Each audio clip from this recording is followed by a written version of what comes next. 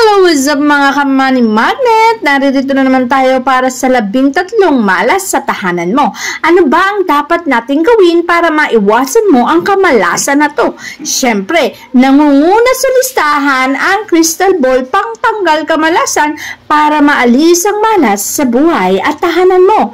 Umpisahan natin sa iyong kwarto. Madalas mo bang itinatapat o hindi sinasadya na nakatapat ang kama mo sa iyong salamin? Alam mo bang kapag ganito ang setup ng kama mo, ay nagiging resulta ito ng pangangalunya o makangabit ninyong mag-asawa, isa man sa inyo. Kasi habang nakikita kayo sa salamin, ay nadudoble ang replika nyo. Kaya naman dahil dito, maaari di kayo magkaroon ng dobleng kapareha, sino man sa inyo. Pero kung may crystal ball, abay, masusolusyonan yan. Crystal ball din ang sagot kung hindi mo maiiwasan na may aquarium sa loob ng kwarto mo. Ang elemento ng tubig ay hindi dapat inilalagay sa loob ng kwarto. Kung meron ito at hindi maiwasan, maglagay ka lang ng wealth crystal ball. Sisipsipin kasi ng crystal ball ang mga negative energy na dulot ng aquarium na yan. Ang aquarium kasi ay tinatawag na yang energy. Too much yang energy ay hindi na po maganda. Ibig sabihin ng yang energy ay active energy na namamalagi sa loob ng kwarto mo. Malas po yan, kaya maglagay ng crystal ball. Sa loob naman ng CR natin, hindi natin maiiwasan sa liit ng banyo natin nakatapat ang bowl sa pintuan. Alam mo ba na ang bowl dito tayo nagpa-flash para mo na rin pina-flash ang pera palabas sa tahanan kung direkta itong nakatapat sa pintuan. Pero kung gusto mo itong maiwasan, maglagay ka lamang ng wealth crystal ball at isabit ito sa pintuan. Wealth crystal ball ang sisipsip ng kamalasan ng dulot niyan. Kaya may iwasan mo ang malas sa buhay mo. Pagdating naman sa pagtatrabaho, dapat ang likuran mo ang nakasandal sa pader at hindi ang table mo. Hindi dapat open space ang likuran mo habang nagtatrabaho kasi nauubos ang energy mo. Lalo na kung ang likuran mo ay nakatapat sa pintuan. Nakakaubos ito ng energy na nagkukos para tamarin ka sa pag-work, wala kang ganang mag-work at hindi ka uunlad at aasenso. Pero kung meron kang wealth crystal ball na isasabit mo sa pintuan, kahit nag-work ka, sisipsipin ang kamalasan kaya hindi mo mararanasan ang kapaguran. Siyempre, pagdating sa higaan, lagi bang merong nakatapat mismo sa higaan mo na malalaking beam o kaya naman ay mga ilawan?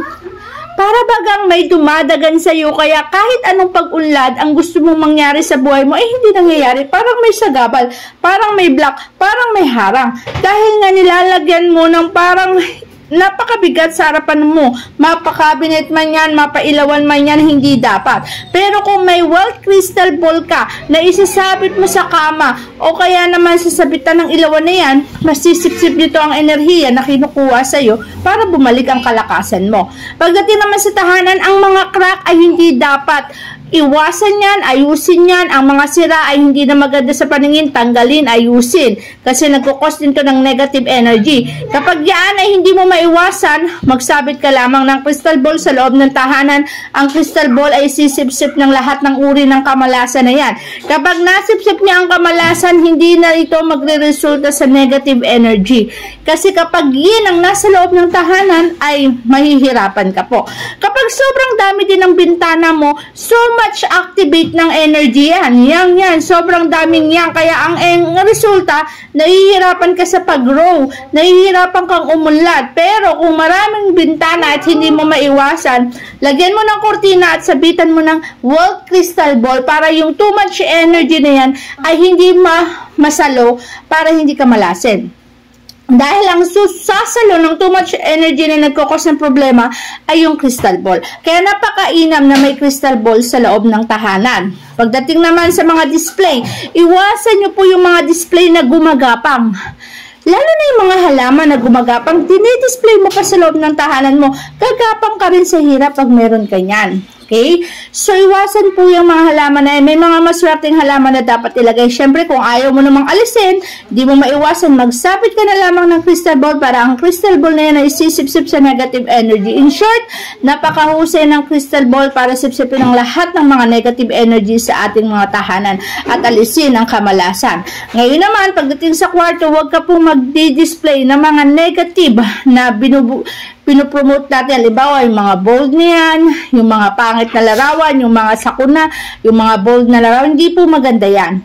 Dapat po alisin po yan sa kwarto kasi negative po ang aspeto na ibinibigay sa atin. So, kapag resulta na yan sa negative, magre-resulta rin yan sa negative energy na magre-resulta sa pag-grow mo na hindi ka uusad ng tuloy-tuloy. Parang may nagbablock at may humaharang. Pero maglagay ka lang ng wild crystal ball at siguradong masusolusyonan niya. Ganon din kapag magkatapat ang mga pintuan.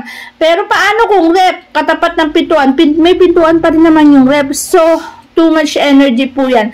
Paglabas ng energy, lalabas, papasok, salitan lamang. Kaya hindi rin po ito maganda. Magsabit ka sa rep ng crystal ball, magsabit ka sa pintuan ng wild crystal ball para yung pagtatalo ng energy ay hindi na maganap. So, maiiwasan na po yan kung meron pong crystal ball na nakasabit sa pintuan at maging sa yung rep para maiwasan ang kamalasan.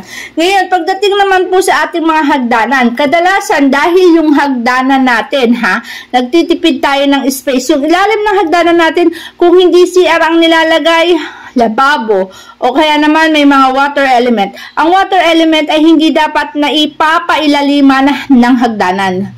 Okay? Kasi ang element ng water ay pera po yan. Para mo pang pinailaliman yung pera mo na yan. Okay?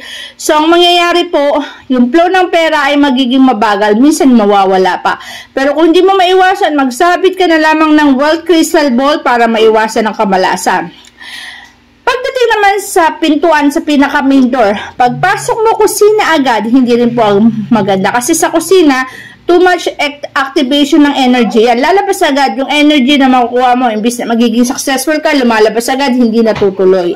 So, iwasan din po natin yan na pagbukas ng main door ay kusina. Paano sa mga condo, ganyan ang style. Kadalasan po kasi nilalagyan nila ng wild crystal ball para yung wild crystal ball na yan ang sisip-sip sa too much energy na magkukos at lalabas. Hindi na po. Ang papasok na lang ay ang positive pag may wild crystal ball. Ganun din naman sa inyong mga kusina. Huwag po kayo maglalagay ng halaman kasi mamamatay din po yan. Kasi sabi ko nga, too much energy ang pinopromote ng kusina natin or binubugan ng kusina natin. Mamamatay din agad yung halaman. So, huwag mo rin pagtatabihin ng rep at kalan kasi magkalaban po ang fire element and water element. Kung hindi talaga maiiwasan at magkatabi, magsapit ka pa rin ng wild crystal ball. Palaging wild crystal ball dahil ang laki po ng bagay na nagagawa sa atin ng wild crystal ball para ang buhay natin ay maging masagana.